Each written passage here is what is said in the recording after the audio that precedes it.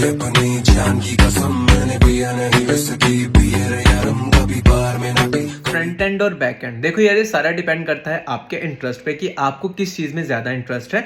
Back and पे APIs बनानी है या फिर आपको लॉजिक्स लिखने हैं, पाइथन पे काम करना है, जावा पे काम करना है, तो आप बैक एंड चूज करें। लेकिन अगर आप फ्रंट एंड पे जाकर जैसे मान लो कि आप देखना चाहते हो कि कोई वेबसाइट का फ्रंट एंड किस तरह से बना है, आप वो चीजें डेवलप करना चाहते हो, रिएक्ट करना चाहते हो, एंगुलर करना चाहते हो, तो आप उस टाइम पे फ्रंट एंड चूज करें। सब कुछ डिपेंड करता है आपके पर्सनल चॉइस पे। मैं पर्सनली बताऊं तो मुझे बैक एंड में ज्यादा इंटरेस्ट है। मुझे ज्यादा मजा आता है एपीएस को डेवलप करना या फिर लॉजिक्स लिखना, किसी भी तरह के पोस्टग्रेस से डाटा लेना या फिर वो सब चीजें करना।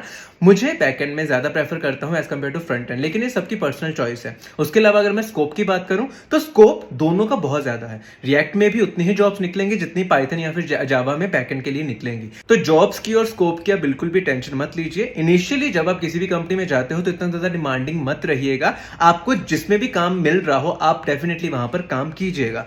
उसके अलावा अगर मैं आपको एक और सजेशन देना चाहूं तो ये कहूंगा कि आप अगर दोनों ही चीजें कर ले तो आपके लिए और भी ज्यादा बेहतर चीज हो जाएगी। क्योंकि एक फुल स्टैक डेवलपर की सैलरी जो होती है वो एक बैकएंड और एक फ्रंट एंड डेवलपर से बहुत ही ज्यादा होती है। तो आई वुड सजेस्ट कि अगर आप दोनों चीजों को ऑप्ट कर सकते हैं तो कर लीजिएगा। क्योंकि इनिशियली भी और इवन की जब आप फ्यूचर में ग्रोथ भी करेंगे तो आपके लिए ये दोनों चीजें होना बहुत ही ज्यादा इंपॉर्टेंट हो जाता है। हाँ, मैं ऐसा बिल्कुल भी नहीं कह रहा कि आपको दोनों में ही एक्सपर्ट बनने की जरूरत है, बिल्कुल भी नहीं। दोनों में से किसी एक चीज में एक्सपर्ट हो जाइए और दूसरी आप पैरेलली ही साथ में करते रहिएगा, वो भी इक्वली ही इंपॉर्टेंट रहता है। लेकिन हाँ, अगर मैं स्कोप की बात करूं तो दोनों में स्कोप है। आप अपने पर्सनल चॉइस के अकॉर्डिंग किसी को भी चूज कर सकते हैं।